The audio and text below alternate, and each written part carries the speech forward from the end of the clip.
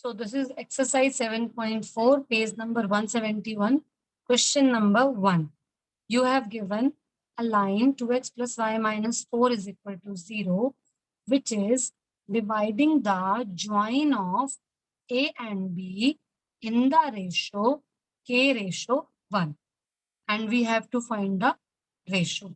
So it is a different question. हमने अभी तक ऐसा क्वेश्चन एक भी नहीं किया है. जो हमने क्वेश्चंस किए हैं उनमें हमें या तो रेशियो गिवन होता था या फिर डिवाइडिंग पॉइंट. यहाँ पे डिवाइडिंग पॉइंट भी गिवन नहीं है और रेशियो हमें निकालना ही है. और हमें क्या गिवन है, हमें इसमें डिवाइडिंग लाइन गिवन है हमें. ठीक है, तो हम यहाँ पर जो पॉइंट है वो लेट कर लेते हैं x, y. So let the line 2x plus y minus 4 is equal to 0 divides the line segment joining points A 2 minus 2 and B 3 7 in ratio K ratio 1.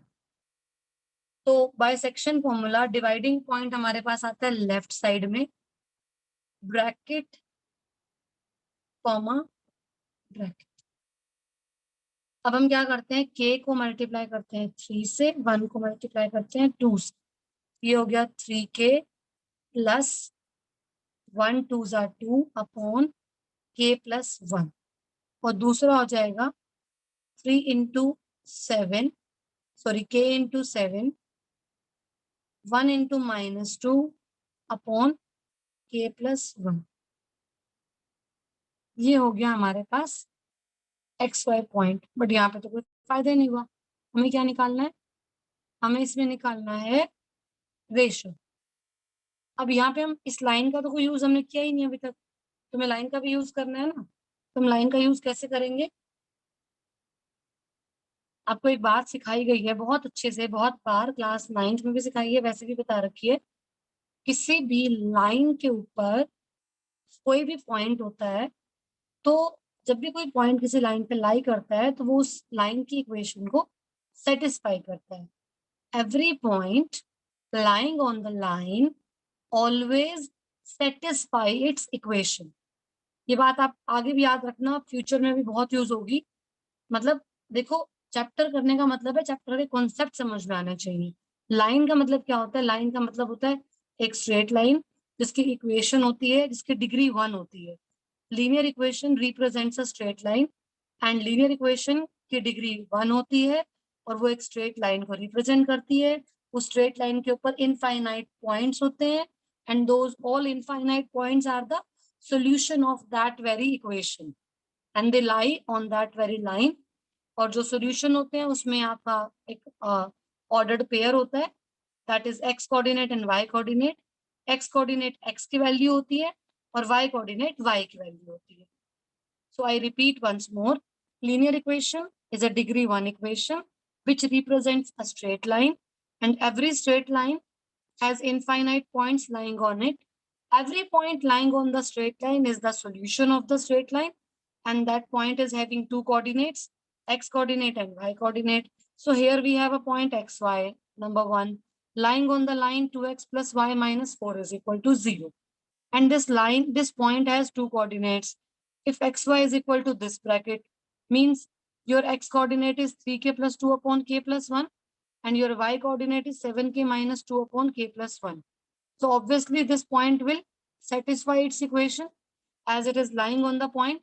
So you will write this line here as यहाँ पे अगर आपने इसको P बोला है मान लीजिए, as pxy lies on the line 2x plus y minus 4 is equal to 0. Therefore, it will satisfy this equation. Her point अपनी, हाँ जी बोलो बेटा.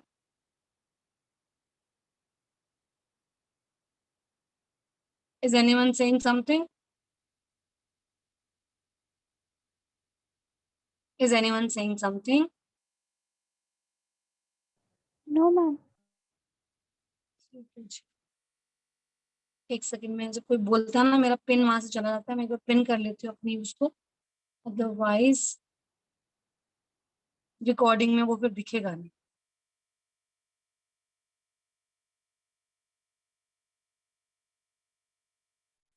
ठीक है जी, चलो। It will satisfy this equation. अब इसको इक्वेशन में पुट करते हैं। सेटिस्फाई करने का मतलब क्या होता है? सेटिस्फाई करने का मतलब होता है कि उसकी लेफ्ट और राइट साइड को बैलेंस करना। तो राइट साइड में तो 0 ही आएगा, और यहाँ पे है 2x + y - 4। x की जगह पे x की वैल्यू पुट करो, y की जगह पे y की वैल्यू पुट करो और -4। x की वैल्यू क्या है? ये वाली। अब जब आपको यहाँ पे पुट कर दोगे तो आपको एक सिंपल सी इक्वेशन मिल रही है, चाहे वो लीनियर बने, क्वाड्रेटिक बने, एक सिंपल इक्वेशन है, इसको सॉल्व कर दोगे। सबसे पहले इसका एलसीएम लोगे, a + 1 = 0। सो यहाँ पे 2 3 ज़ा 6, 2 2 ज़ा 4, 7k -2 -4। अच्छा, 4 की से मल्टीप्लाई करनी है। ये दोनों के तो डिनोमिनेटर में सेम वैल्यू थी तो ऊपर इफेक्ट नहीं पड़ा, बट यहाँ पे तो नहीं है ना, यहाँ पे इसको मल्टीप्लाई करनी है। देखो बेटा, एलसीएम को बहुत अच्छी तरह सीख लो। ट्रिग्नोमेट्री में भी आपने एलसीएम में ही काम करना है सारा। एलसीएम में आपको बहुत दिक्कत आती है, मैंने नोटिस किया है। एलसीएम को अच्छा कर लो। -4k और -4 को 1 से करोगे -4। एलसीएम हर जगह पे आता है आपका। एपी में भी एलसीएम आ रहा था, क्वाड्रेटिक में भी, लीनियर में भी, ट्रिग्नोमेट्री में भी, सब जगह पे आपका बेसिक अलजेब्रा आता है जिसमें एलसीएम भी आता है। ठीक है। अब k + 1 × 0 इज k + 1, तो आपका बच गया 6k + 7k, 13k, 13k - 4k, it's 9k। Then 4 and 4 cancel हो गया, this is -2 = 0, 9k = 2, and that will give you k = 2/9। so required ratio is k/1, that is 2/9/1, and that is equal to 2/9। सिर्फ ratio आया अभी हमारा, हमें ratio ही निकालना था। अगर हमें एक्स वाई पॉइंट भी निकालना होता तो हम वो भी निकाल सकते थे। के की वैल्यू 2/9 यहाँ लगा दोगे ना, और यहाँ लगा दोगे तो तुम्हें डिवाइडिंग पॉइंट भी मिल जाएगा। बट हमसे क्वेश्चन में पूछा नहीं है तो हम नहीं निकालेंगे। ठीक है, क्लियर हो गया जी? Now everyone read the statement of question number 2। Pranjal को क्लियर है? Very good Pranjal. This is the spirit. आप मुझे थम्स अप शो करते हो, चैट में लिखते हो या नॉर्मल रिप्लाई करते हो तो मुझे भी एक क्लैरिटी आती है, क्योंकि मुझे भी तो फीडबैक मिलना चाहिए ना, रिव्यू मिलना चाहिए। मेरी भी बहुत सारी मिस्टेक्स हो सकती है, मेरे तरफ से भी कुछ फॉल्ट हो सकते हैं, बट आप बताओगे तो भी तो उस पर काम किया जाएगा ना। तो आप भी ऐसे ही चलने दोगे तो फिर बात ही नहीं बनेगी। ठीक है जी, क्लियर हो गया ये। बस प्रांजल ने थम्स अप दिखाया और मेरे कहने के बाद भी किसी और ने नहीं दिखाया। यू मैम कैन शो मैंने भी मी। बोला था। हाँ, आपने बोला था, आपका तो क्लियर था। आन्या का भी थम्स अप आ गया, आर्यन का भी आ गया। गुड। सारिका आपको समझ नहीं आया बेटा? अनुष्का आपको नहीं आया? आशीष, यस जय, मैम। जय का भी आ गया। चलो, गुड, सबका हो गया। ठीक है जी, आ जाते हैं क्वेश्चन नंबर 2 पे। अब इसमें ना कोलिनियरिटी का एक रिलेशन बताना है। क्वेश्चन को पढ़ो, एक्स वाई दोनों पॉइंट्स नहीं पता, मतलब देखो वो कह रहा है कि 2 पॉइंट तो पता है मुझे। एक पॉइंट है मेरे पास 1, ये पॉइंट ले लिया 1,2, और एक पॉइंट है 7,0, है ना। तीसरा पॉइंट कोई कहीं पे भी है, मान लो यहाँ पर है x,y। कहते हैं कि ये पॉइंट कहाँ हो, कैसे हो, क्या कंडीशन हो कि ये तीनों पॉइंट जो है वो कोलिनियर हो जाए। यहाँ तो नहीं होगा, मतलब यहीं पे होगा कोलिनियर होने की कंडीशन, है ना। मतलब आपको ये 3 पॉइंट दिए हुए हैं, एक तरह से वो ये कह रहा है कि तीनों पॉइंट्स कोलिनियर हैं अगर, तो क्या कंडीशन होगी। अब ये क्वेश्चन ना सबसे इजी जो है वो एरिया ऑफ ट्राइंगल से ही आएगा। मान लो तुम्हारे एमसीक्यू में क्वेश्चन आ गया, मान लो उन्होंने 4 ऑप्शन दे रखे हैं, कंडीशन बताओ। अब तुम इसको निकालने लग गए AB + BC + CA से, करके देखना बहुत डिफिकल्ट आएगा, क्योंकि ऑप्शन जब 4 दिए होंगे उनमें से एक ऑप्शन को चूज करने में आपको सारी कंडीशन चेक करनी पड़ेंगी। आपको पहले AB + BC = AC करना पड़ेगा, फिर AC + मतलब आपको सी पॉइंट सेंटर में ना लेके बी पॉइंट सेंटर में लेना पड़ेगा। A B plus B C is equal to A C, या फिर आपको A B plus A C is equal to B C करना पड़ेगा। तो ये तीनों आपको ट्राई करने पड़ेंगे। इट विल टेक मतलब टाइम। और एमसीक्यू में आपको मैं उस दिन भी बता रही थी, ये वाली बात फिर से बता रही हूँ, एमसीक्यूज में शॉर्टकट्स बहुत जरूरी हैं। Paper will not be very easy, ठीक है, डोंट टेक इट इजी। क्योंकि अभी भी उनको डर रहता है कि बच्चा कोई चीटिंग करना ले किसी भी तरह से। तो पेपर को लेंदी बनाने का ये एक मेन पर्पस होता है कि लेंदी क्वेश्चन में बच्चे चीटिंग का एक स्कोप इन रहता। लेंदी पेपर में, जैसे गवर्नमेंट स्कूल के अंदर क्या होता है, चीटिंग हो जाती है मोस्टली। अब पेपर लेंदी होगा तो चीटिंग कैसे करेंगे बच्चे, टाइम ही नहीं है बात करने का। तो क्वेश्चन 3 मार्क के होते हैं, डाल देते हैं एमसीक्यू में। क्वेश्चन 4 मार्क का होता है, डाल देते हैं एमसीक्यू में। बच्चे को करने में इतना टाइम लग जाता है तो उसके आंसर्स कैसे आएंगे। अब या तो आपको शॉर्टकट पता हो पहली चीज, या फिर आप बहुत ज्यादा प्रैक्टिस करके बहुत फास्ट काम कर सकते हो। दूसरी चीज, बहुत फास्ट आप कर सकते हो, मतलब एज अ टीचर आप फास्ट काम कर रहे हो। पहला आपको शॉर्टकट पता हो, ट्रिक्स पता हो काम करने की, दूसरा आप बहुत फास्ट कर सकते हो, और तीसरा आप तुक्के मार के आ जाओ। बस 3 ही ऑप्शन है, वरना पेपर कंप्लीट नहीं होगा, साफ बोल रही हूँ। पेपर वरना कंप्लीट नहीं होगा। इसीलिए आपको उसके अंदर ट्रिक लगानी पड़ेगी। अब मान लो इस क्वेश्चन को मैं एरिया ऑफ ट्राइंगल से करती हूँ, एक बार सुनो। आपको मैंने समझाया ना एरिया ऑफ ट्राइंगल, उससे करते हैं, देखते हैं उससे इजी पड़ता है कि नहीं पड़ता है। मेरे पास पॉइंट है 1 2। अब मैं बड़ी स्मार्ट हूँ, मैं जान के 7 0 को पहले लिख रही हूँ, क्यों मुझे इसको 2 बार लिखना है। तो जीरो मेरे को, हमें जीरो हमेशा हेल्प करता है।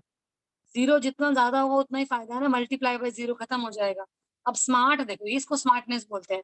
मैंने जान के पहले 7 0 लिखा, फिर 1 2, फिर एक्स वाई, फिर 7 0। अब इसकी कंडीशन ना मुझे यहाँ से फटाफट पता चल जाएगी।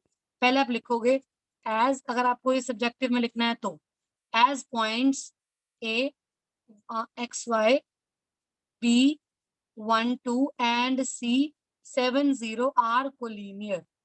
कोलिनियर वाला क्वेश्चन डिस्टेंस फॉर्मूला से भी हो जाता है और एरिया ऑफ ट्राइंगल से भी। एरिया ऑफ ट्राइंगल से ज्यादा इजी होता है, ठीक है। तो हमने ये इक्वल टू 0 लगा दिया।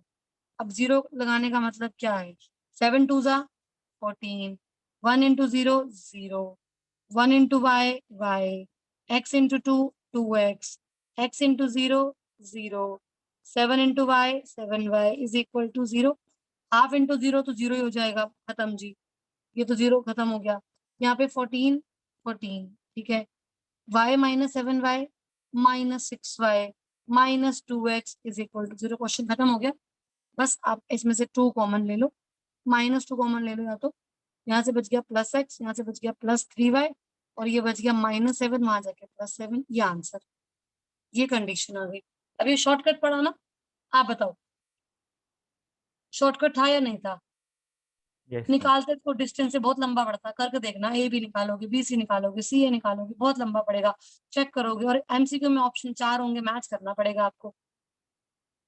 करना क्या है भाई, तीनों पॉइंट को लिख देना है, पहला पॉइंट रिपीट कर देना है, 7 into 2 -1 into 0 +1 into y -x into 2 +x into 0 -7 into y. तो बेस्ट शॉर्टकट तरीका कोई नहीं बताएगा आपको, ये बेस्ट तरीका, और 11th में भी काम आएगा। और बस उसके बाद हाफ लगा देना है, क्योंकि पॉइंट कोलिनियर है। कोलिनियर पॉइंट मतलब एक लाइन के पॉइंट, और एक लाइन के पॉइंट कभी ट्राइंगल बना नहीं सकते।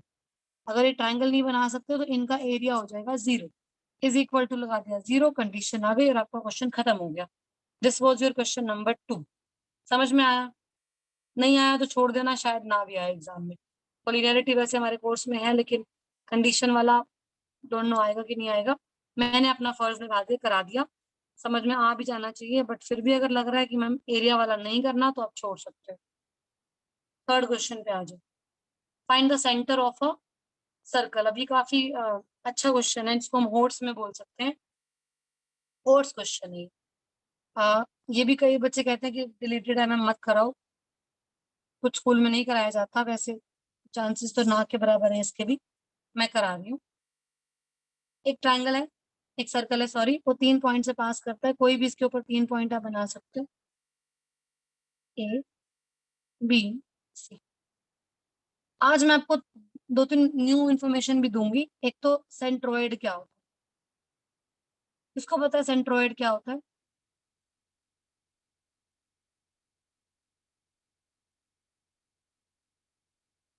सेंट्रोइड क्या होता है, किसको पता है?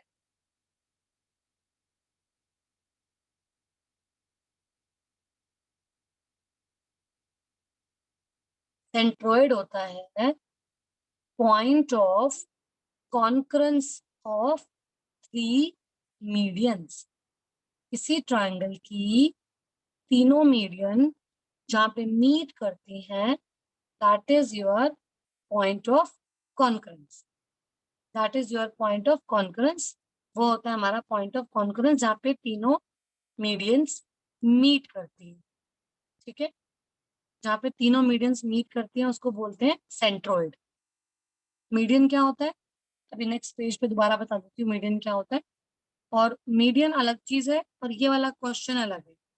यहाँ पे आपको एक सर्कल दिया हुआ है जिसके ऊपर 3 पॉइंट्स आपको गिवन है और आपको सर्कल का सेंटर बताना है। तो अब ये बात सबको पता है कि सेंटर जो भी होगा, एक सर्कल की सारी रेडियस इक्वल होती है। इसका मतलब ओ ए, ओ सी और ओ बी इक्वल होगा। ये बात आप एग्री करते हो इस बात से? Radius of the same circle will be equal, agree? Yes ma'am. ठीक है, तो यहाँ से मेरे पास हो गया O A is equal to O B is equal to O C. और स्क्वायर रूट से हम छुटकारा पाना चाहते हैं तो मैं यहाँ पे ओ ए स्क्वायर, ओ बी स्क्वायर और ओ सी स्क्वायर कर देती हूँ।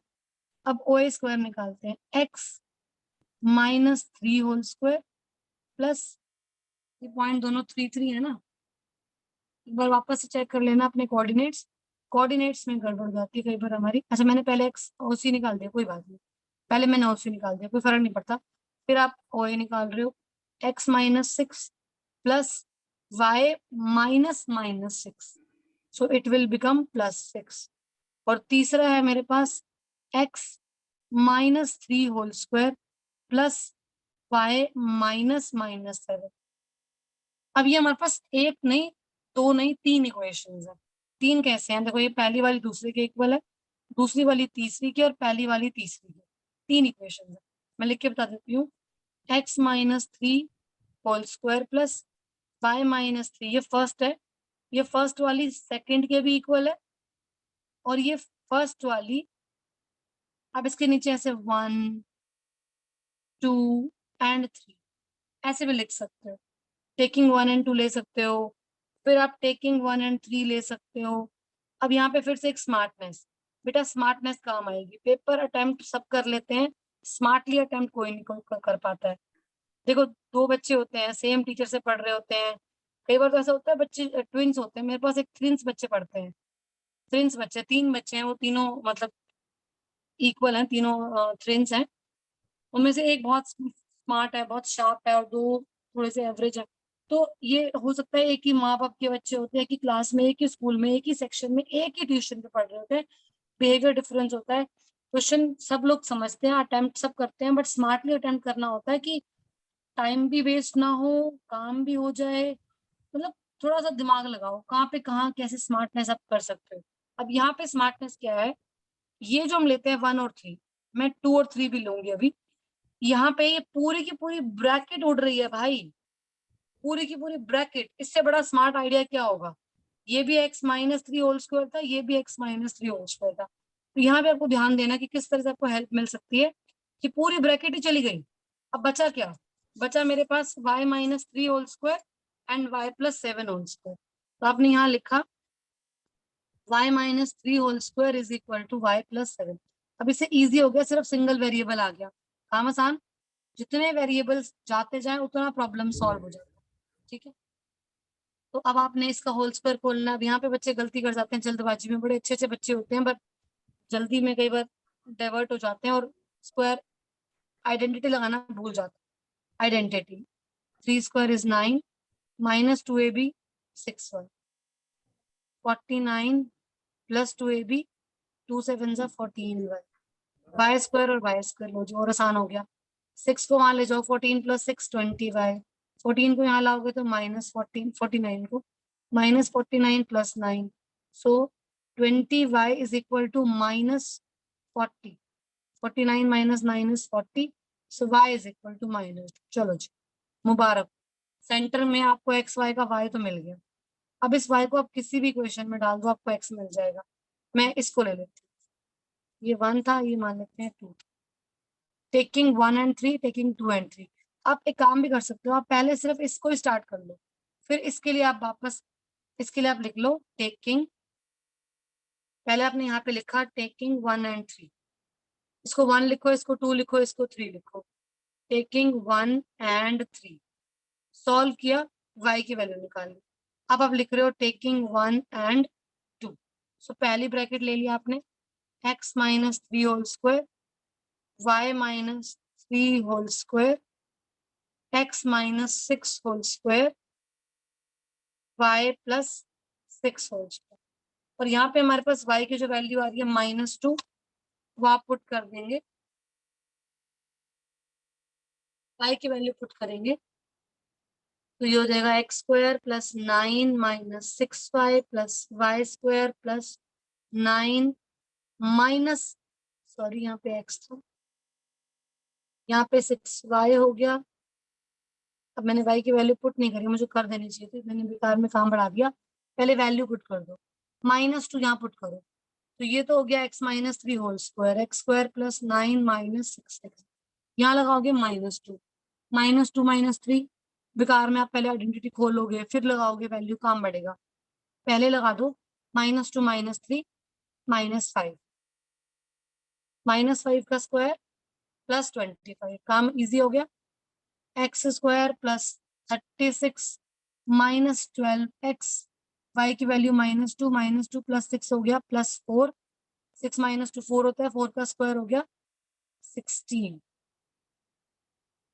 ठीक है, अब यहाँ पे फिर से एक्स स्क्वायर कैंसिल हो गया, -12 को इधर ले आओ, +12 हो जाएगा, 12 - 6 6x इज इक्वल टू 36 + 16 52, 52 और 25 और 9 34, 52 - 34 बताना कोई बच्चा मुझे करके, 54 - 32, सॉरी 52 - 34, 52 - 34 18।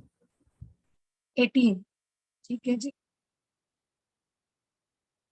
लो जी, एक्स भी आ गया, वाई भी आ गया, therefore coordinates of centre are, ये होता है R3, -2।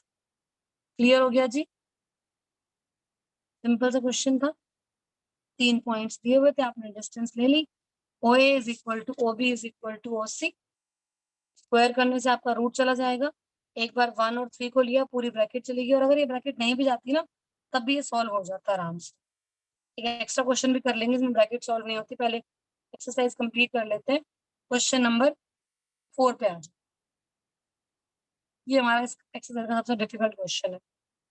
क्यों डिफिकल्ट है, इसमें आपको एक कोऑर्डिनेट ज्योमेट्री का कॉन्सेप्ट सीखना पड़ेगा, जिसमें आपको ये पता चलेगा कि स्क्वायर के अंदर एक खास बात होती है, हर स्क्वायर के अंदर आप कोई भी स्क्वायर बना के देखना, यहाँ पर ना आपको ऑपोजिट वर्टिसेस दी हुई है स्क्वायर की, हर स्क्वायर में खास बात होती है, बताऊं मैं आपको, कोई भी स्क्वायर बना लेना कहीं पर भी, बीच में, यहाँ से सेकंड क्वाड्रेंट में, थर्ड क्वाड्रेंट में, जैसा मर्जी बना लेना, कोई भी स्क्वायर बना लेना।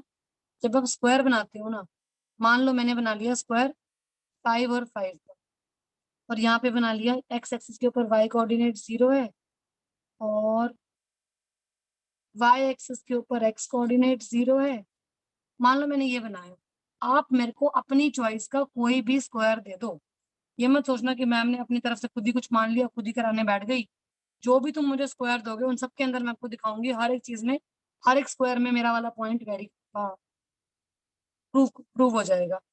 वो पॉइंट ये है कि स्क्वायर के अंदर जो ये वाले दोनों कोऑर्डिनेट्स होते हैं, ये वाले, इनका पहला कोऑर्डिनेट हमेशा सेम होता है, क्योंकि पहला कोऑर्डिनेट का मतलब डिस्टेंस फ्रॉम वाई एक्सिस, वो डिस्टेंस तो सेम ही चल रही है, पहला कोऑर्डिनेट इसका और इसका सेम होगा इधर, और जो ये वाले दोनों पॉइंट होते हैं इनका दूसरा कोऑर्डिनेट सेम होता है। वापस सुनो, कहीं पे भी बना लो आप ऐसे, ये वाला और ये वाला पॉइंट, इन दोनों पॉइंट का फर्स्ट कोऑर्डिनेट हमेशा सेम होगा, क्योंकि ये डिस्टेंस कहाँ से आ रही है, from x axis, y axis sorry, ये वाले डिस्टेंस, क्योंकि ये लाइन एक्स एक्सिस के पैरेलल है, इसीलिए ये वाली डिस्टेंस और ये वाली डिस्टेंस सेम रहेगी।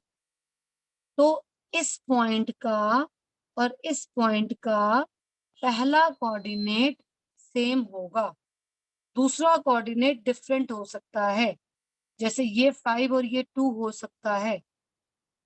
सिमिलरली इस वाले लाइन में ये लाइन एक्स एक्सिस के पैरेलल होती है, तो ये डिस्टेंस और ये डिस्टेंस सेम होती है, तो ये डिस्टेंस होती है डिस्टेंस फ्रॉम एक्स एक्सिस, तो ये होती है वाई कोऑर्डिनेट और ये भी होती है वाई कोऑर्डिनेट,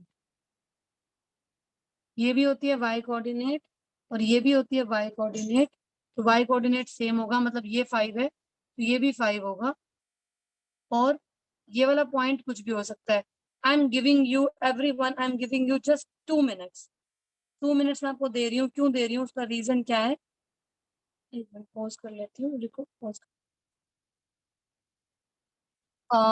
सॉरी मैंने रिकॉर्डिंग पॉज की थी, मैं रीस्टार्ट करना भूल गई। मैंने ये बताया है अभी तक कि आप मुझे अभी एक पॉइंट आने दिया 2 4, तो मैंने कहा 2 4 से हम स्क्वायर बनाते हैं, वो स्क्वायर बहुत छोटा सा भी बन सकता था, इतना सा भी, बड़ा, कैसा भी स्क्वायर बना दो, बट ये कंफर्म बात है कि अगर वो पॉइंट 2 4 है, एक्स कोऑर्डिनेट 2 है, तो डिस्टेंस फ्रॉम वाई एक्सिस 2 ही होगी, चाहे वो कोई भी बच्चा बना ले, इस बात को कोई डिनाई नहीं कर सकता। अगर x coordinate 2 है तो distance from y axis will be 2, and as it is a square, so this line is parallel to y axis, so the whole distance will be 2, तो ये distance भी 2 होगी, तो इसलिए यहाँ पर भी हमारा x कोऑर्डिनेट 2 होगा। और दूसरा वाला मैंने गलती से 4 लिखा, सॉरी, दूसरा कोऑर्डिनेट इसे मैं y लिख रही थी, यहाँ पे कुछ भी हो सकता है, मैंने इसको y छोड़ दिया। अब इधर आ जाते हैं, इधर आ जाते हैं।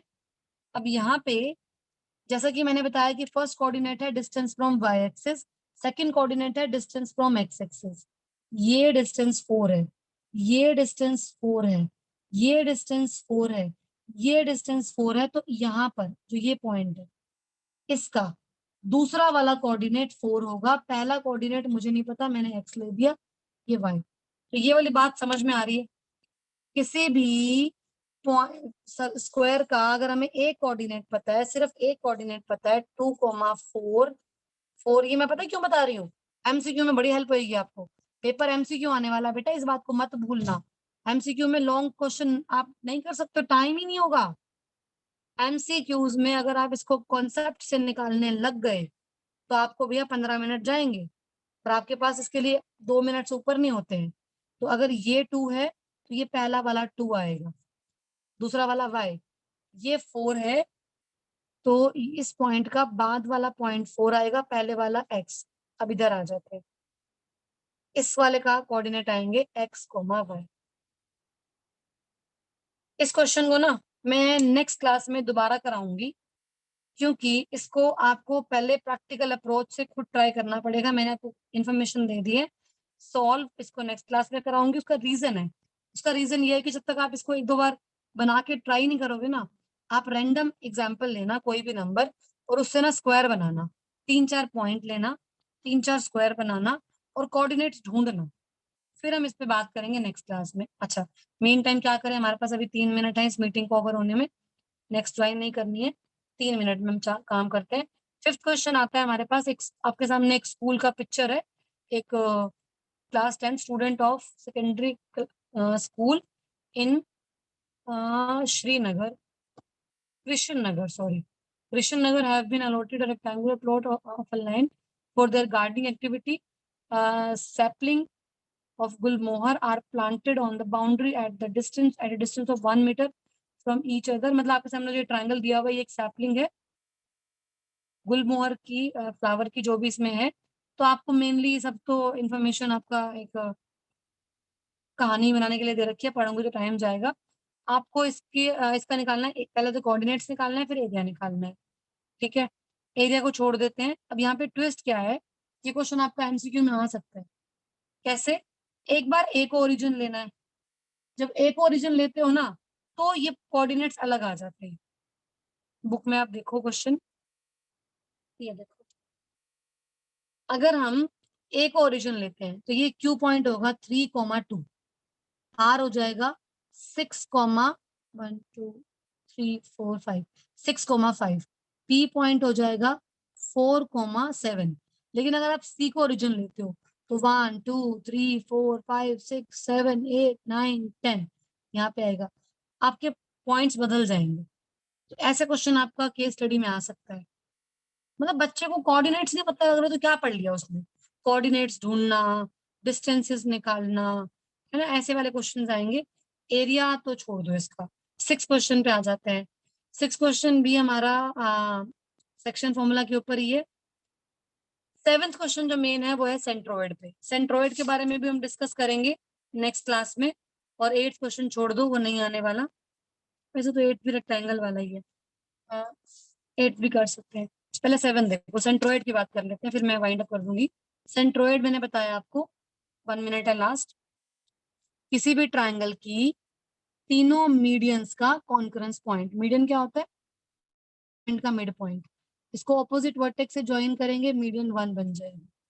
लाइन 2 के मिड पॉइंट को ऑपोजिट वर्टेक्स से ज्वाइन करेंगे, मीडियन 2 बन जाएगी। और लाइन 3 के मिड पॉइंट को ऑपोजिट वर्टेक्स से ज्वाइन करेंगे, ये बन जाएगी मीडियन 3, सॉरी मीडियन 3।